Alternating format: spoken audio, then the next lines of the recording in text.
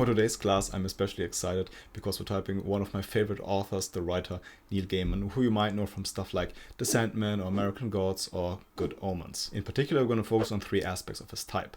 First of all, just because you write highfalutin fantasy doesn't mean you're savior NF. We're also going to highlight the difference between mopey double deciders and IPs, and we're going to show you how we got stuck with some coins, but not with others. Now, as we've said in previous videos, we have been typing for the last 2 years, and what we want to do with these videos is just kind of share our experience with typing objectively, and just give you an idea of where we got stuck and what the process was like for us. And we also just want to mention that these types, and this one in this video, has been confirmed by Shan and Dave. Okay, so let's start with the biases. So when I first started typing Neil, my initial bias was that he was some kind of NE. So he's written books like Good Omens, Sandman, what else has he written? Stardust, The Graveyard Book. Coraline? Did he write that? Coraline, yes, he did. Yeah, so he's written a bunch of books, some of which I've read, some I haven't. And they're written in such a way that they're kind of fantasy, essentially. Yeah. And that made me think, okay, maybe he's NE. Now, a lot of his books seem to process sort of chaos control type issues. So I was thinking, maybe Observer, maybe, but we'll see. What was your bias? Yeah, so going in, before I watched a lot of his interviews, I had a bias that he was some kind of maybe mopey INFP. So I've been reading his stuff maybe for the past 12 years, and he's one of my favorite contemporary authors. I especially love the Sandman comics, and I always very much emotionally resonated with his stuff and felt attracted to some kind of heaviness and loneliness that was in it. So that's why I came in with the bias of NF, definitely F, possibly also an IP like me. Oh yeah, I forgot to mention FI. I had a bias of FI as well. So the first big part we want to look at is he TI or FI? So this was a big coin that we were looking at, and one that we had a little bit of trouble with. We got pretty much stuck. We did. So let's have a look at this clip and see what we can see. So was there ever a doubt that you were destined to be a writer? Oh, I think in my head, I knew that I was going to be a writer because there was nothing else I wanted to be, nothing else I was any good at. As far as the rest of the world was concerned, this was a very strange kind of thing. My father confessed to me a few years ago before he died that he was actually fairly convinced that he would be financially supporting me for the rest of my life until I got a real job. And was sort of rather taken aback and pleasantly surprised to discover that no, I was doing just fine, thank you. So when you watch Neil, what you'll see is that he is very comfortable sharing what he likes, what he doesn't like, and in this clip here, he says that he knew exactly what he wanted to do with his life. He always wanted to be an author, and other than the obvious, this is save your sleep, right? He knows what he wanted to do. And save your DI. And save your DI, yep. We thought, oh, okay, this must be FI. He knows what he likes and he knows what he wants. So what does he know what he can do? We were also never really considering NT because looking at his life, he's not a typical NT nerdy guy. He's not a scientist, he's not an engineer, he's an author of fantasy books. We were really stuck with this bias and honestly needed a nudge from Shan to come back to the right track. So what did we do then? We compared a bunch of NTs and a bunch of NFs and looked at differences in language and what they consciously talk about and highlight. So what did we find out?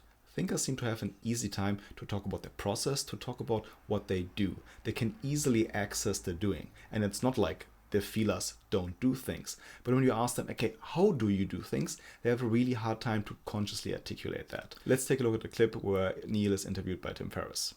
I would have at least 3 things on the go, which was great because if I got stuck on any one of them, I would do the other. Even when I was writing American Gods, I would always have the next of the sort of the Coming to America short stories in my head. So if I got stuck on Shadow, I would just take a week and I'd do one of the Coming to America stories, and then I'd go back to Shadow again. But these days, I don't think I'm as good at that anymore. I think I am. I think it's great to have 3 or 4 things going on. But there is that point where I start looking at myself and going, actually, I'm getting less done. I'm not doing that thing where I get stuck on Project A, so I just immediately nip over to Project B. It takes me a little ramping up time to get to the headspace now, Project B. And at the point where I have Projects A, B, C, and D all waiting for me, what I do is look at them, make a noise like Lurch from the Addams Family, you know, one of those oh kind of noises. I go off and make a cup of tea and play with Ash or something. So I think actually it's one of those things where you just know thyself. So it's important to pay attention to his state while he's talking about this. So Tim Ferriss asked him a question, how do you do your work, essentially? I can't remember the sense of it, but how do you do your work? And even though we showed you a very small clip, he willingly talks for 10 minutes about his process and how he does all these things. And he talks about it in a very almost perfect masculine sensory timeline of I do this, I do this, I do this, I do this. And you get a very clear picture of what he does, even though there isn't a huge amount of detail there. Now, if you were to compare this with a feeler, they might still talk about their writing process when asked, but they won't see it as something that's important to mention, and they will only want to talk about it for a very short period of time. Now, we've got a really good clip here of J.K. Rowling where she is asked about her writing process. She's basically answering the same question that Neil just answered with Tim. So let's see how she answers this question. You just write it, or is it planned in your head? You structure it, or what? Sometimes it's sort of a day of pure indulgence. I sit down and just let myself write. But normally that means you're going to hit about 1.5 good ideas and the rest will be rubbish. It's normally very, very, very finely planned. What I'm going to do that day even. I make meticulous plans in advance. And I bore children rotten when I meet them by saying, yes, your teachers are right, plan it. You will never write anything as good if you just sit down and just ramble. So, sorry to be so depressing on that one.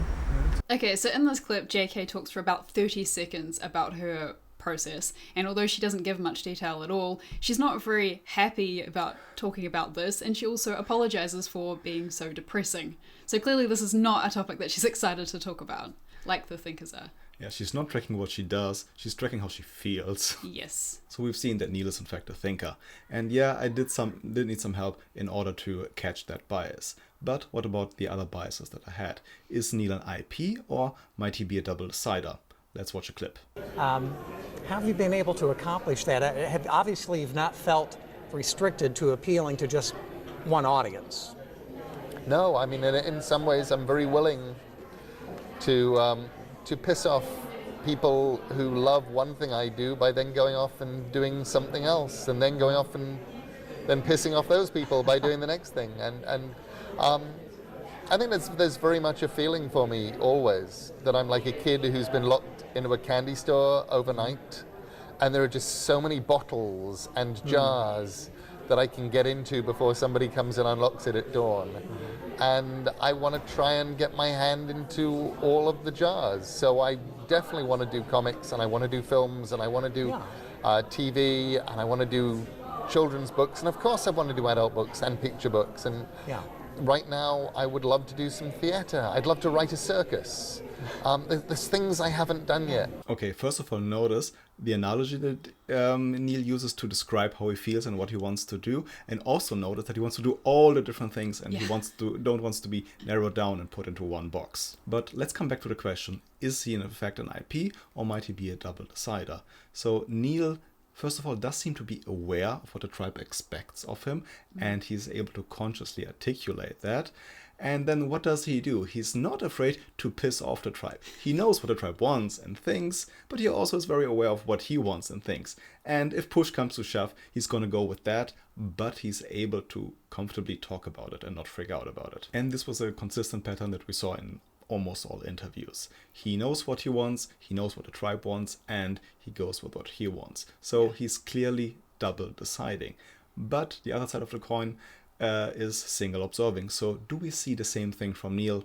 Let's watch a funny clip. Someone claimed to have found a werewolf, and you were werewolf disappointed. Captured in Southend, and my heart broke. It really, I remember the moment. It was just like this. Oh no, I do not want a werewolf to have been captured. No werewolves must ever be captured, because the moment that a werewolf is captured, there will be werewolf rules. And I will not be able to write werewolf stories. I want to be able to reinvent a werewolf for any occasion. I need my werewolf to be whatever I need my werewolf to be for my story. I need my angels to be whatever my angels could be for my stories. Okay, what the fuck is this clip even about? So at some point Neil saw an article in a British tabloid that the werewolf was captured in South London. And this is where he gets actually stuck, because, as he said, his heart broke. And what was his problem with the werewolf?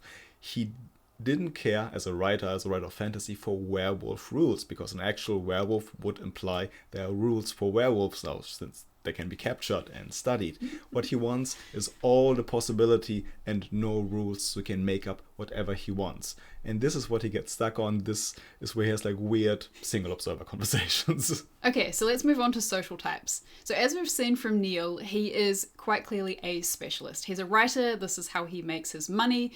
He puts all of his time and energy into being a really great writer. But what makes him a 4 and not a 3? So what we're seeing from Neil when you watch him a little bit more is that he is really comfortable trolling people. So he makes fun of himself, but then he makes fun of other people, and he does it so easily. And this is what we often see from the number 4s, is that, especially if they're double deciders, they're comfortable going into the tribe, making fun of them, and then making fun of themselves, and then they just want to have fun. It's a way to connect them. They just want to connect with people. Yeah. We definitely helped. I used to get people who looked like the comic store guy on The Simpsons coming up to me in San Diego, sticking grubby hands out and saying, "You are the reason women come into my store. I had not seen any women in my store, and then Sandman and then the women, they come into my store." And I'm like, if you just sweep it occasionally, they will come back.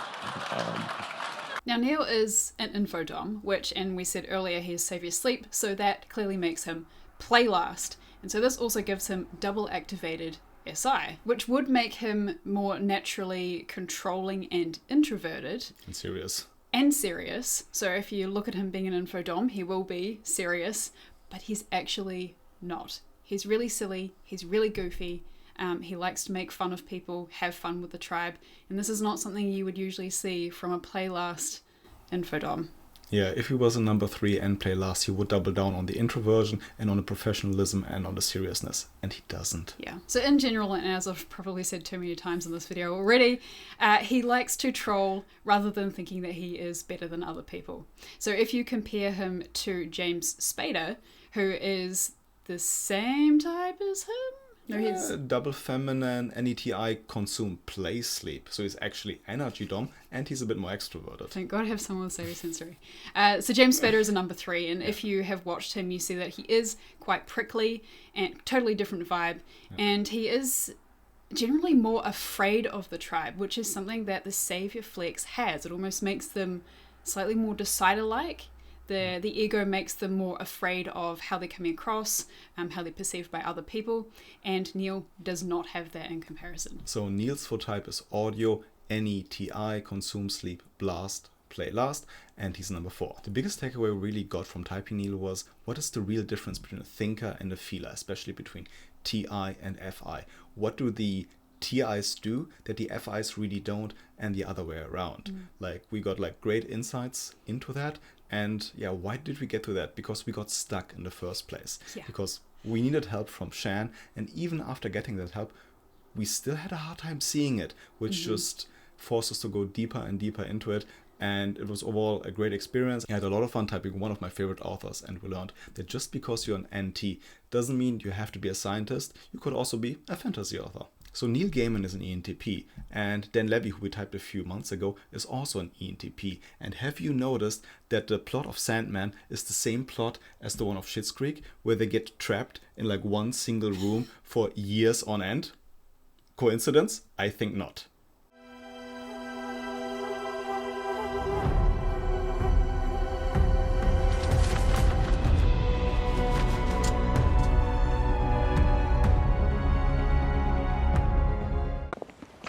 These rooms did have doors, didn't they? Yeah, it's a hotel. They're hotel rooms. It's a motel. These are motel rooms.